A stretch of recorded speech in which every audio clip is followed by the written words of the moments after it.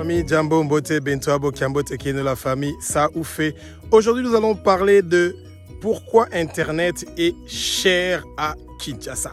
Donc, Internet en général, on est en train de parler donc des data, ça veut dire donc la quantité de mégas que nous avons besoin journalièrement ou par mois qu'on doit utiliser. Et ben, ça nous coûte beaucoup d'argent.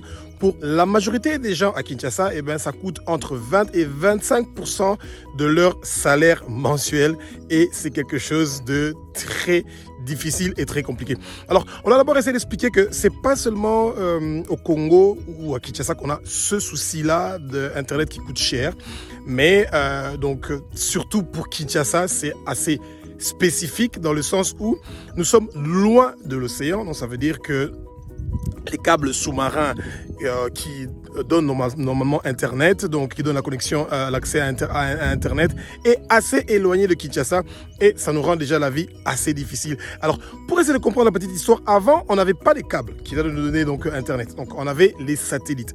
Et les satellites, c'était un marché qui était très serré dans le sens qu'il n'y avait pas une grande concurrence. Ça veut dire que la majorité des compagnies qui étaient en train de fournir Internet par satellite, ils pouvaient déterminer le prix comme ils le veulent et le marché était assez compliqué pendant ce moment-là.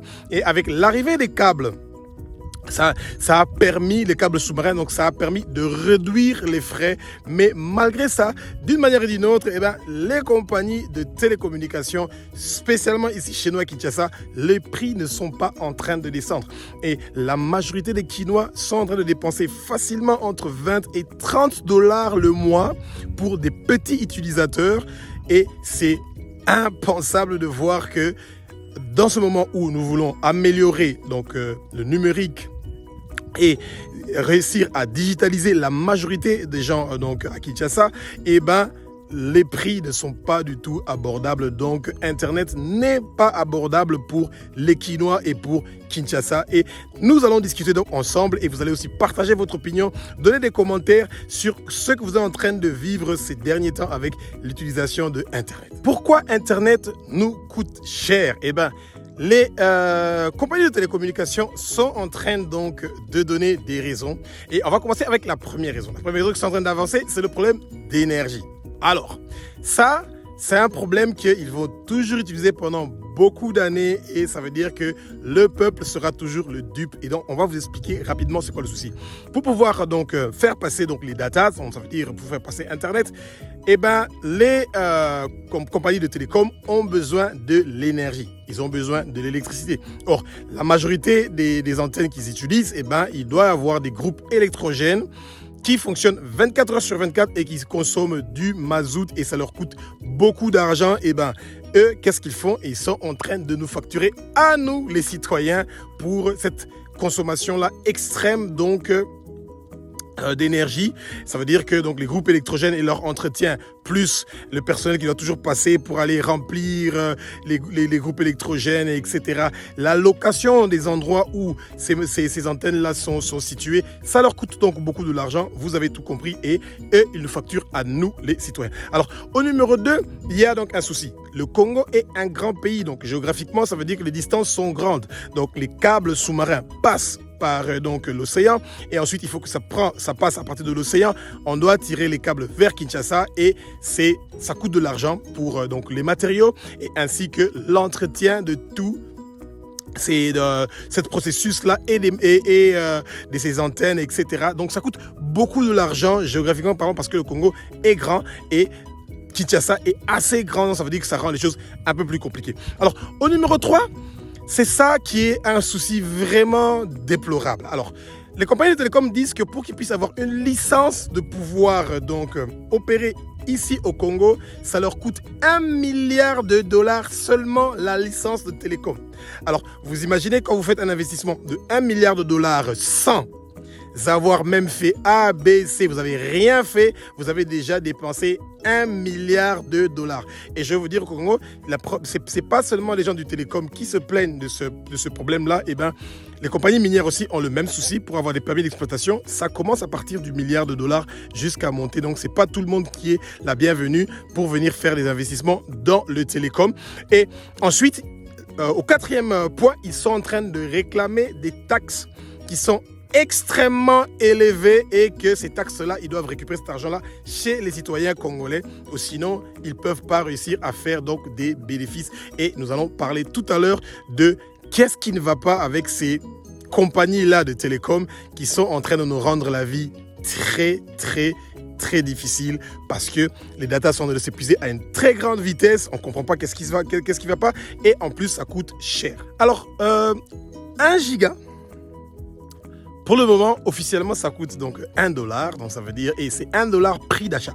Donc, ça veut dire, quand vous voulez acheter donc 1 giga, vous devez avoir l'argent déjà en dollars. Et donc, ça veut dire si vous avez l'argent en francs congolais, et ben, si jamais, par exemple, le dollar, officiellement, il est à 2700 francs congolais, ça veut dire que vous achetez 1 giga à 3000 quelque chose de francs congolais. Donc, on vous facture l'achat du giga en dollars et non en francs congolais. Donc, ça veut dire qu'il y a déjà un désavantage. Et pourquoi je dis officiellement c'est 1 giga $1? Parce que il y a 4, je pense, compagnies de télécom ici à Kinshasa, mais tous ont le même prix. Alors, c'est bizarre.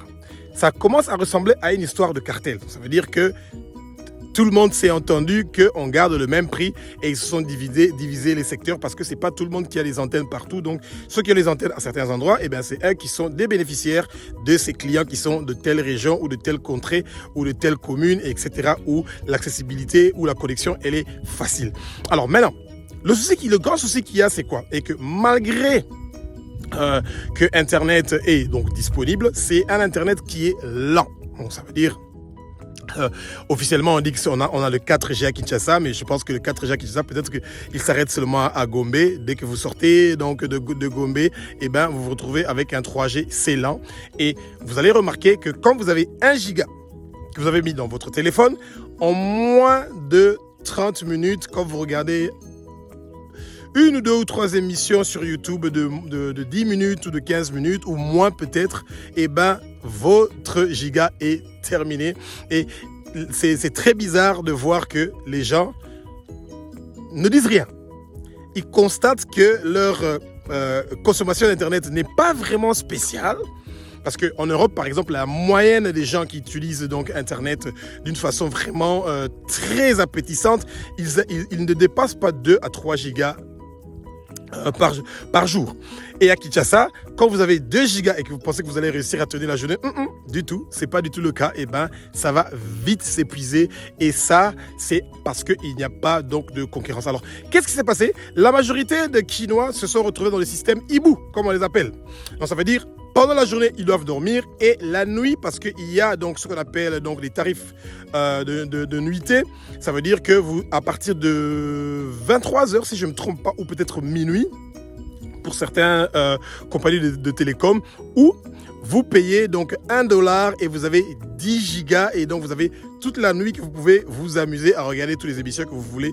Et je pense que c'est pas du tout ça l'idée de rendre les gens la vie difficile. Pourtant, il devrait y avoir des solutions pour pouvoir donner accès à Internet d'une façon moins chère et ça pourra beaucoup aider les citoyens congolais pour leur épanouissement du côté économique, du côté intellectuel, du côté communication. Donc, il y a beaucoup des atouts qui devraient être privilégiés avec cet accès-là donc à Internet d'une façon facile. Mais bon, soit. Et tout à l'heure, nous allons parler de comment l'État pourrait éventuellement aider les citoyens à pouvoir trouver donc une solution d'avoir facilement accès donc à Internet. Au XXIe siècle, le Congo devrait avoir une stratégie de développement du numérique. Donc, ça veut dire que donner accès à la majorité de la population, donc à la digitalisation, donc à Internet, pour pouvoir réussir à faciliter la tâche aux citoyens et aussi au gouvernement de pouvoir faire beaucoup de bonnes choses qui vont aider donc le développement de la politique. Mais pour le moment, Internet, c'est plus vu comme un outil pour écouter la musique, pour écouter les discours politiques ou les émissions politiques et les religions, les gens qui ne partent pas dans les églises et qui peuvent suivre leur pasteur, donc à la maison, etc. Et pourtant, il y a des atouts beaucoup plus grands à avoir une stratégie de développement numérique qui va beaucoup aider le Congo et surtout avec le système bancaire, avec le système de communication, avec le système d'achat. Donc, en fait, surtout du côté de l'achat, le Congo est vraiment en retard de ce domaine-là et aussi du côté de la livraison, de livraison des produits. Et donc, vous avez besoin d'Internet. Et vous avez besoin, par exemple, même les compagnies de taxi, s'ils veulent faire des sortes de Uber comme les Yango, Carnayo, etc., des apps, et ben, quand les gens n'ont pas la facilité d'accès à Internet, ça rend les choses assez compliquées et ça rend l'inaccessibilité à certaines facilités. Alors, nous avons 20 millions d'habitants à Kinshasa et c'est surtout pas tous les Kinois qui ont accès à Internet. Au moins 15% donc, de ces 20 millions-là ont accès donc, à Internet. Eh ben, ça fait quand même un bon nombre et je pense que ça devient donc intéressant et juteux pour les 4 ou 5 compagnies qui sont donc dans l'histoire du télécom. Et moi, je pense que comme le gouvernement le fait déjà avec le problème de souci du carburant, donc vous voyez que le carburant est... le prix est plus ou moins stable, et ben c'est parce que il y a des subventions. Donc on est en train de subventionner l'histoire donc du carburant et c'est pour pouvoir donc réussir donc à garder l'économie d'une façon artificielle, que ça puisse ne pas donc se dégringoler complètement au cas où le prix du carburant augmente. Ça veut dire que il y a tout un grand souci qui va se passer dans notre beau pays, la République démocratique du Congo, donc à Kinshasa.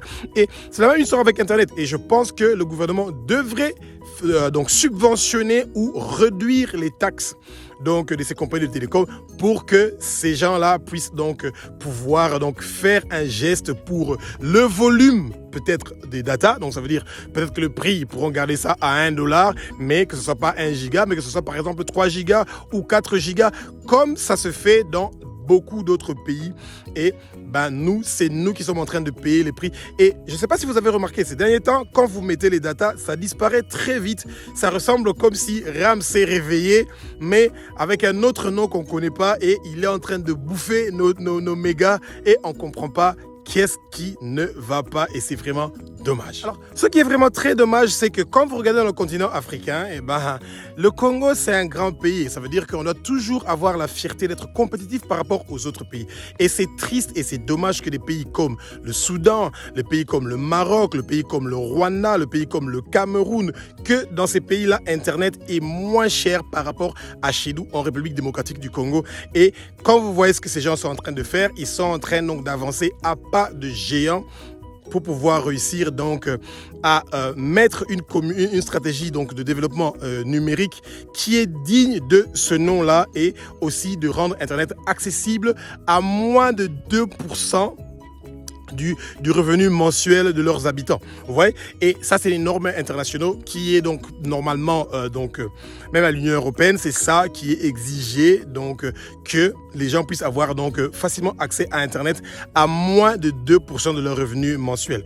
Et ben, chez nous au Congo, quand la majorité ou la moyenne des gens touchent entre 130 et 140 et 150 $, et ben, je vous assure que c'est pas à moins de 20 à 25, des fois 30 $ le mois que vous dépensez pour votre Internet. Et donc, ça veut dire que vous êtes largement au-dessus des 2% que les Nations Unies ou d'autres organisations donc, qui défendent l'utilisation donc, d'Internet, qui souhaiteraient pouvoir voir que les gens sont en train donc, de dépenser le moins d'argent possible pour avoir accès à l'information, pour avoir accès à Internet. Et donc, ce qu'on aimerait bien essayer de vous expliquer, c'est que la jeunesse congolaise doit apprendre à se prendre en charge. Quand vous n'êtes pas en train de parler de ces sujets-là et que vous voyez que les datas sont de disparaître de vos téléphones et que vous voyez que les datas coûtent cher et que vous ne parlez pas et que vous ne dites rien, vous ne réclamez rien, eh ben ça va continuer. Ce silence est un silence qui est mauvais. Ce sont des mauvais facteurs indicateurs et vous pensez que ça fait rien, ça fait quelque chose. Vous devez vous exprimer, pas en insultant. Non, vous devez parler de votre problème. Et chaque fois, vous expliquez. Et quand vous ne savez plus ce que vous devez dire et ce que vous devez faire, eh ben, c'est pas très compliqué. Nous, on continue à prier que Jésus-Christ puisse sauver le Congo. Rappelez-vous, Josaphat et Ézéchias, ils pensaient que c'était terminé pour eux parce qu'il y avait d'autres royaumes qui venaient pour les attaquer. Et ils ont imploré Elohim, le Dieu, le roi des rois, le Seigneur des seigneurs. Même si je sais qu'il y a beaucoup de gens qui ne croient pas à ça, mais c'est pas grave et qui pensent que ce pays ne pourra pas être sauvé par par la prière, eh bien, vous vous trompez. Dieu est un Dieu qui est vivant. Tous ces gens qui sont en train d'opprimer, d'oppresser les autres, eh bien, leur moment viendra. Si ce n'est pas ici sur terre qu'ils vont avoir la récompense du travail qu'ils sont en train de faire, ça sera ailleurs. Et comme nous, on ne sera peut-être pas avec eux pour voir ce qu'ils seront en train de vivre, ben, c'est eux qui savent qu'est-ce qui se passera. Mais comme tout le monde pense que ils n'ont pas la crainte de Dieu, et ben on verra comment ça se passera pour l'avenir. Donc, j'espère que vous avez appris quelque chose sur ce dossier-là qui est en train de nous déranger terriblement avec le problème du prix, donc Internet. Vos commentaires sont la bienvenue parce qu'on est vraiment très curieux de savoir ce que vous pensez de ce problème-là d'Internet qui coûte cher en République démocratique du Congo et spécialement à Kinshasa. Que Jésus vous bénisse. Vive le Congo et l'Angui, que Jésus soit béni parce que c'est lui qui continue de donner la sagesse, l'intelligence, la science, le discernement, la connaissance, la réflexion et surtout beaucoup de patience pour que nous puissions faire des bonnes choses pour que notre beau pays, le Congo, soit compétitif et puisse avancer et faire des choses qui sont formidables, grandioses et merveilleuses, avec une meilleure communication et un meilleur accès comme dans beaucoup d'autres nations, et nous allons pouvoir être donc compétitifs et nous allons pouvoir être attractifs pour pouvoir amener d'autres compagnies qui vont venir donc faire des bons investissements dans notre pays parce que nous avons donc un accès facile à Internet. Donc espérons que ces choses-là vont très bientôt se réaliser dans notre beau pays, le Congo. Au revoir.